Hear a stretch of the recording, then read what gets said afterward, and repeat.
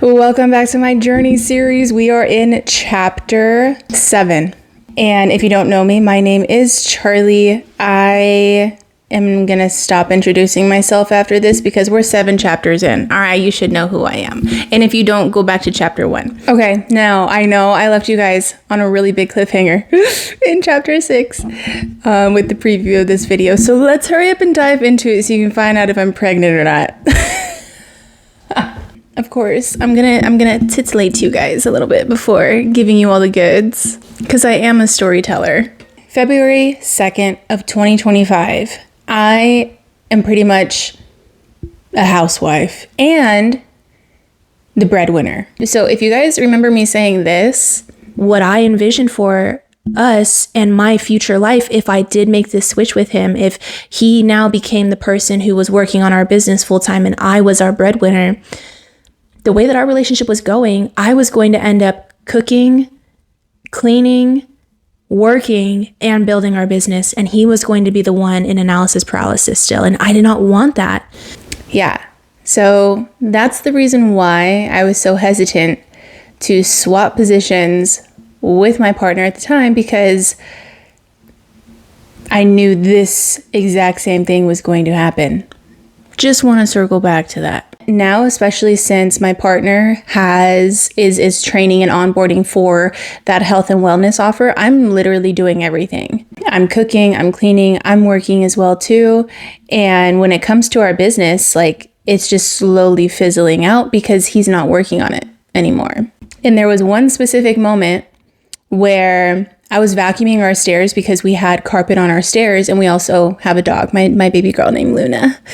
I've had her since before the relationship I was in at the time, so she's mine. And he comes down and he was like, I quote, "Oh, Miss Cleaning Lady. It's Miss Cleaning Lady." And he smiles at me, he kisses me on the cheek on his way by, and I'm like, I understand that in some cultures, when a woman is cleaning, like, that's seen as attractive, which is perfectly fine. But he knew me. He should be the one person in my life that knows me the most. Charlie don't want to be no cleaning lady for nobody, except for herself and her dog. Okay? I am no one's cleaning lady.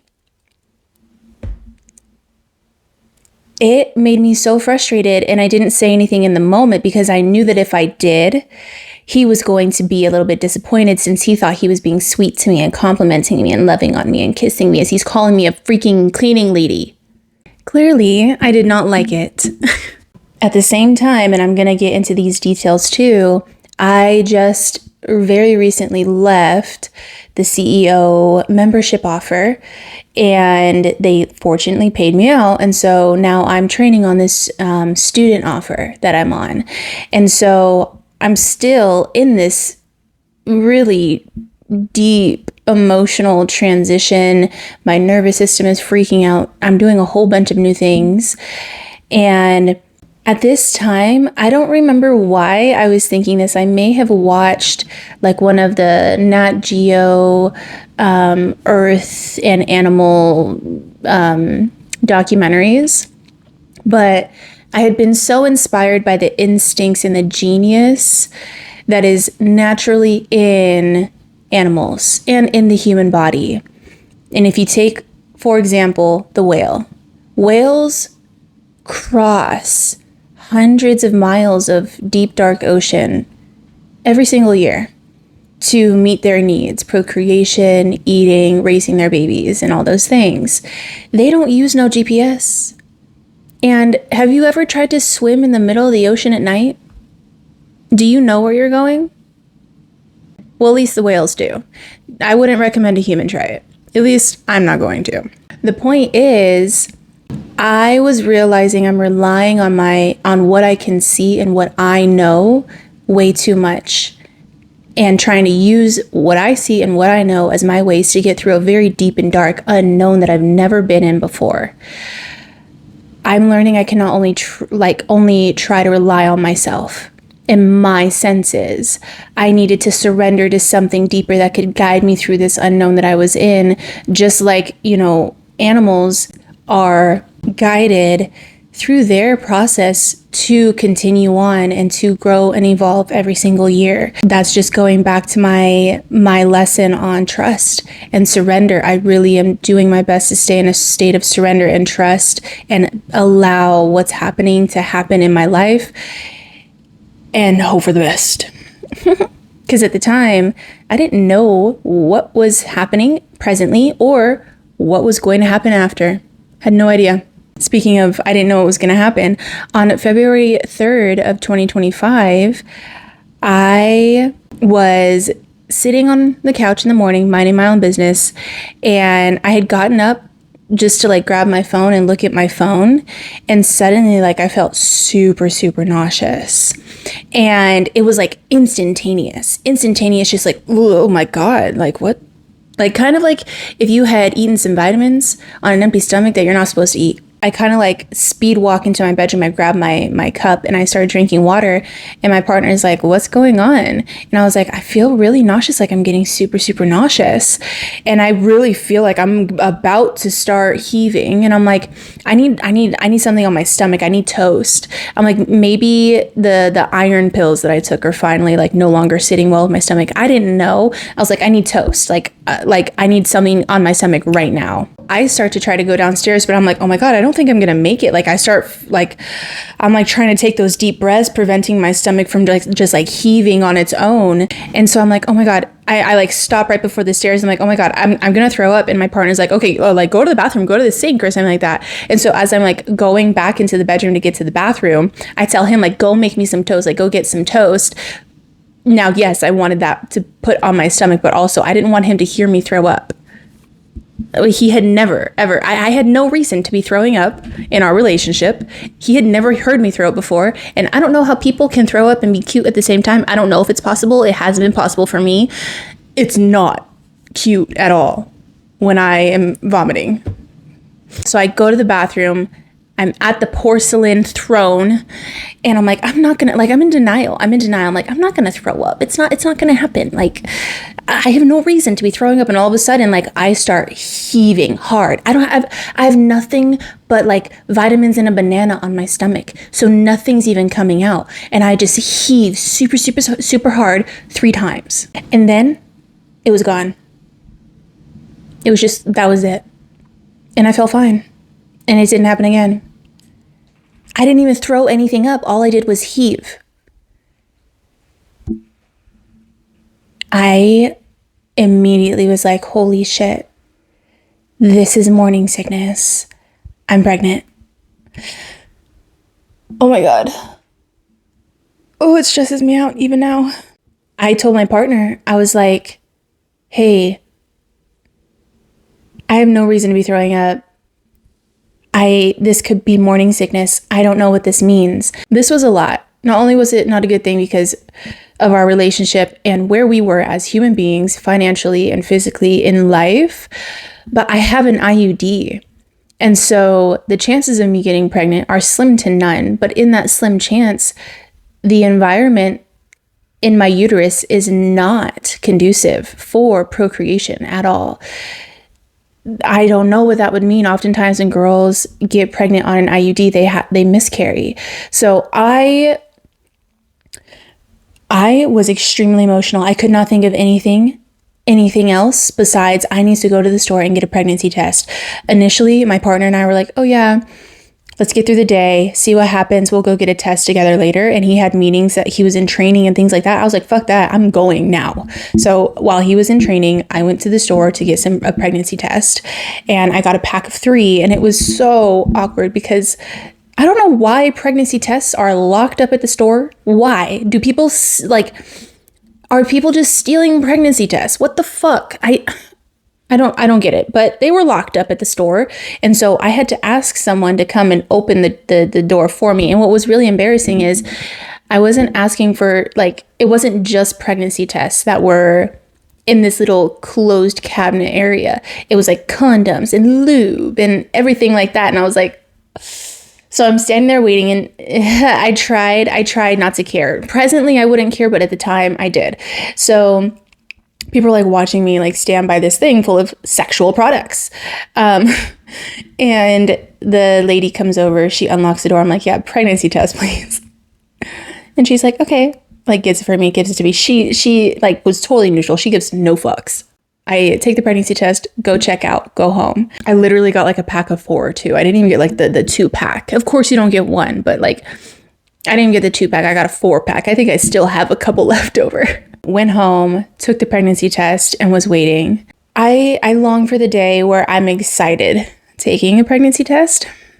This was not it though. I put the pregnancy test face down on the counter and I was just waiting. The longest 5 minutes of my life. Finally, time is up, ready.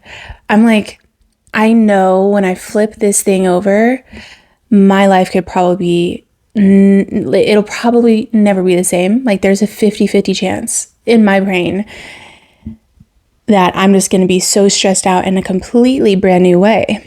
And so I'm like super hesitant, but of course, curiosity kills me every single time. And so I flip it over and it's negative. I'm like, oh, thank God. But we're not out of the woods quite yet. So I take a second one. And when I was putting the pregnancy test back together in my little medicine bag under the cabinet, I had let the cabinet door slip a little bit, so it slammed shut. And so while I was taking this second pregnancy test, my partner came into the room. He was like, hey, is everything okay? Like he can see the pregnancy test box on the counter. And I come out and I put the second test on the counter face down again. I was like, I took a first test, it's negative. And he was like, oh, okay. He was like, I was really worried because I heard something slam, so I thought it was like a bad thing. I was like, no, that was an accident. Don't worry. I was like, but you don't just take one test, so we're going to figure this out right now. And so we're waiting another 5 minutes together. And he is actually kind of like, doing his thing as a man. He's like, hey, it's going to be okay. We're going to figure it out. I'm like, so he was not always like not up to par. Sometimes he was right on time. And this was one of those moments. But I could also tell he was still like nervous himself. Because like as a man, I can only imagine. So flip that second test over. It's negative. I'm like, thank God. As of right now, we're just going to move forward that I'm not pregnant. Of course, there's still like a possibility and a chance. I don't know why that day, my body just decided to want to dry heave for whatever reason, but it did. And to this day, I was not pregnant. I don't know why that happened, but it stressed me the fuck out. And then on top of that, the very next, oh God, that was not the only thing. That was just how my day started that day. Later that day, I get a text from my dad letting me know that this guy, random guy, is just calling looking for me. I was texting him because at the time we rarely ever talked. We rarely spoke. And so he was texting me and I'm like, did you figure, like, did he tell you who he was with? He was like, no. Now my dad, he's in the military. He has a tendency, he does not like scammers at all. He has zero tolerance for scammers. And so this guy who was calling him looking for me didn't give a name or the business he was with. And my dad probably was like, no time, I'm not having this conversation. And so my dad didn't give me any information. I was like, okay, well then that sounds weird. Just, be careful. And he was like, okay, yeah, you be careful too, right? Now I know it's a debt collector. I know it's a debt collector because I have debts that I haven't been paying for months. And it doesn't stop there. That same day, my brother reaches out to me and he's like, hey, do you know a company named Sally Mae? That's my student loan. The student loan I hadn't been paying for months is now calling my family members. And I was like, yeah, I told my brother, I was like, oh yeah, I'm figuring it out. Like they shouldn't be calling. Me figuring it out was me just trying to make money before they kept calling people. And I was running late on that. I literally was like, okay, I have a choice to make. I can either let all of this break me down, stress me out, or I can choose what this means. On February 3rd, this is what I chose to say instead. So I'm just going to speak it like with certainty. This is an opportunity for me to trust even more and to surrender even more and to get into even more of a flow. I'm not going to look at what's happening around me because what's happening around me is deceiving. I am obviously perfectly placed for me to arrive where I desire to arrive in life. It's just, that was very fucking random. This is such a pivotal point in my journey and in my story because I read a book about how to choose things, how to choose what you want instead of choosing the things that you don't want. And even when it looks like, okay, the majority of humans would say this about the trend in my life right now. So just because the majority of people would come to the same conclusion about certain things does not mean they're truth. It's just the majority's opinion. And so I decided, I'm like, you know what? Every single thing in my life right now is happening on purpose and it's happening for me. I decided, I took the pen to my narrative in my life and started writing my own narrative. I'm like, this is what this means, and this is where it's leading me. I believe that this isn't happening for me. This is construction. This is a good thing that I just simply don't know is good quite yet, and I am open to seeing how this is going to be working out for me. Now, this is very different from mantras in the morning. You know, some gurus are going to tell you, oh, say this 9 times a day at noon, 3 p.m. and 9, out loud, write it down 7 times and watch it unfold into your life. No. The reason why mantras and affirmations don't work for a lot of people is because you know you're lying. You're lying to yourself.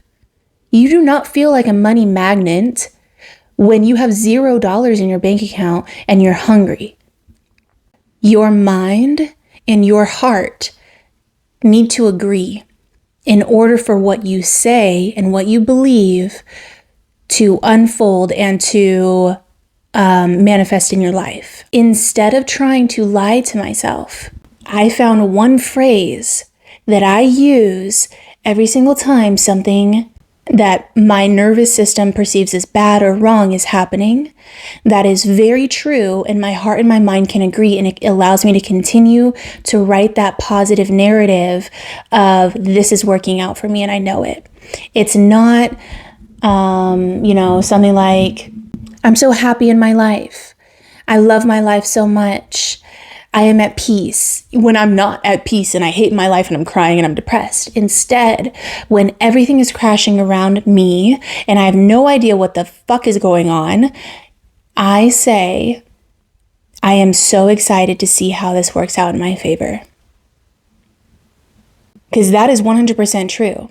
Not only am I speaking truth in that moment, I am taking that moment and letting it know you are going to work out in my favor, and I'm very excited to see how. Now go. And I claim certainty over that moment that this moment is for me. I simply don't understand, but I'm opening my mind and my heart up to learning how this is a gift for me. Boom. Ooh. Carry that with you. Not only is that going to help you find your dream man, make millions, and live your dream life, it gives you peace in that moment, and it gives you strength to move through that moment specifically, to see it through, to allow it to happen, to let it do whatever it's doing.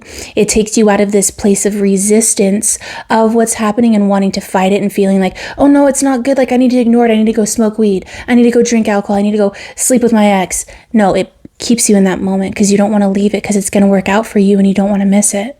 Now, moving on back to the story, I was very careful with how I was talking about my partner to my brother Because my brother is the male figure in my life, and you don't talk shit about your partner to your family members. You just don't do that. It was really hard for me because I also didn't have a lot of friends. My brother was my closest friend, my confidant, like everything. I still did not talk with him about the things that were going on in my relationship, but he could tell.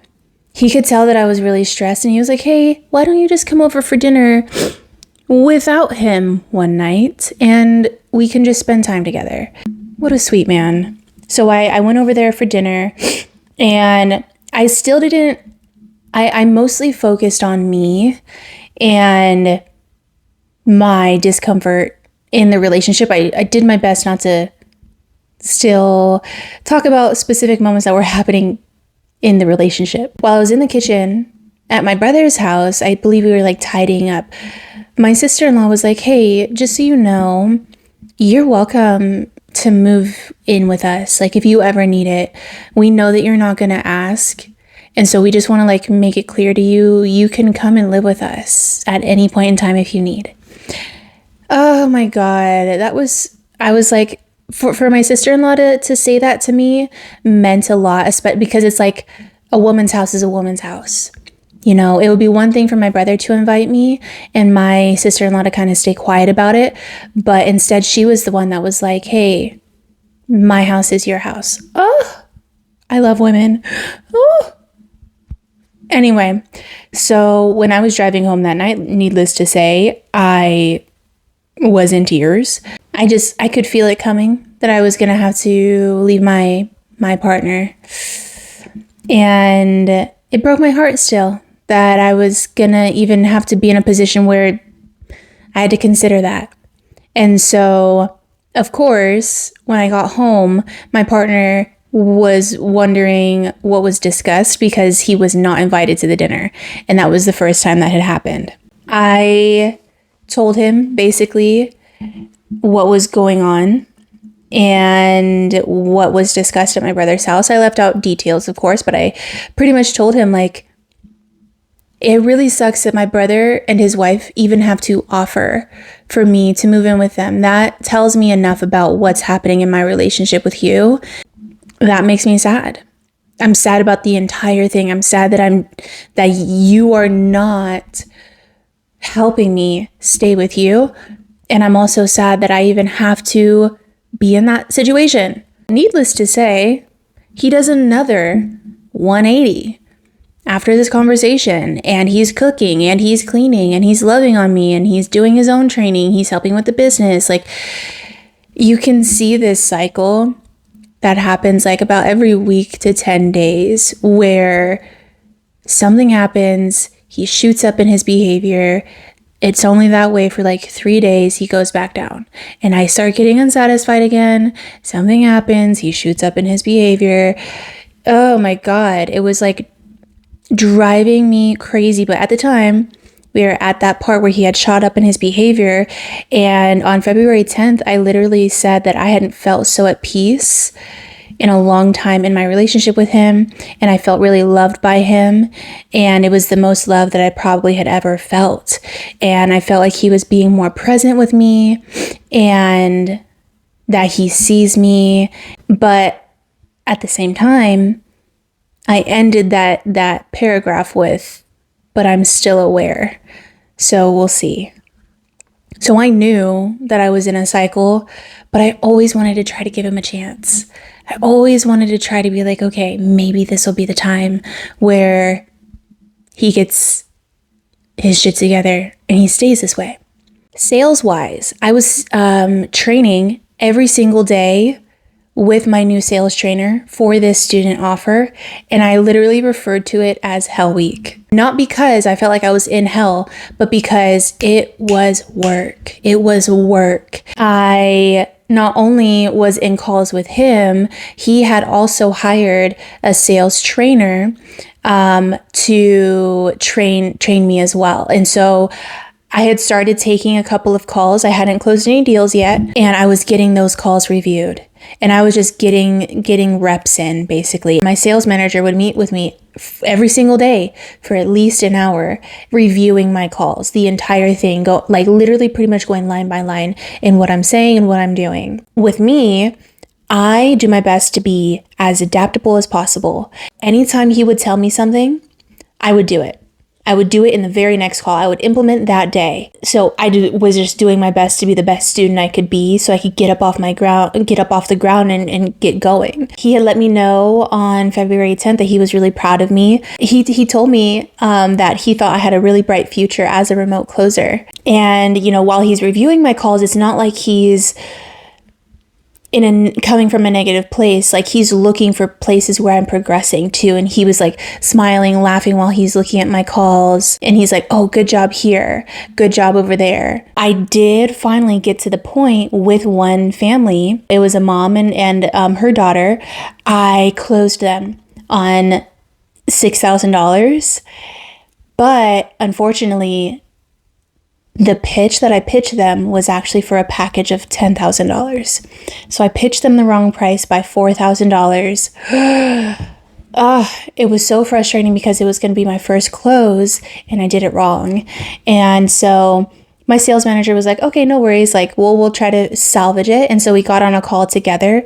He repitched and dropped the new price, and they ended up not closing, which was quite frustrating for me. But the very first thing I learned in remote high ticket sales was about authority and frame. Authority is not, you listen to me, I have the last word, like, do what you're told. Authority and frame in remote closing is more magnetic. It's weight. It's you knowing you hold the value and you're presenting value to them, and they get to decide if it aligns or not. But at the end of the day, you act like, I am giving my time to you. You are welcome. Now I really want to help you since I am here. It's the type of energy and state of being that allows you to maintain control over the call. Not as in you're controlling the person, you're controlling their wants, what they're saying, but that other person cannot simply get on the call and just be like, okay, how much is it? Just tell me how much it is. So it's more like, no, we don't do that here. This is how the conversation goes. If you're okay with this, we can continue the conversation. If not, you're free to leave. Because someone will buy. It does not have to be you. You do not hold all the cards to my life on this table. So that is authority and frame. Now, here's the hard part. If you were, for me, at this time in my life, I am insecure. I am needy. I don't see value in myself, as in, I just simply didn't see value in myself like I do today. It's a little bit difficult to explain. I'll try to put it into words as we continue talking. But with authority, you cannot have authority if you are insecure on a call. This is the difference between sleazy salespeople and salespeople that are operating from a place of wanting to help with transformation. A sleazy salesperson is someone who has not allowed sales to be a mirror for them, and they still maintain and hold their insecurity. They maintain and hold ego, and that is what causes them to use sleazy sales tactics like manipulation and lying. But when in my journey, what I chose to do was ask myself the question of, why is it hard for me to just simply not overtalk on a call? Why do I feel like I need to keep on talking? And why am I intimidated when the dad specifically is, an A-type individual, or when the mom comes on the call and really wants me to prove myself to her? Why does that intimidate me? And why do I fall into those things and just follow their lead? Right? So instead of now being reactive, I chose to be introspective. And I began to understand and learn the things I needed to learn in order to now have an authority that allows other people to follow me, trust me, allow me to help them transform. And the transformation happens in the transaction. One of my mentors told me that. And so that's what I was learning come literally February 10th this time last year. And what's really sad, as you'll see for my relationship, is as I understand and grow more in my authority and in my frame, as I'm becoming this solid container that allows people to shed themselves and go through pain and fear and then come out on the other side transformed. As I'm doing that, I'm not only increasing my skills in sales. This is a development in my entire being. So I start having more authority and frame in life.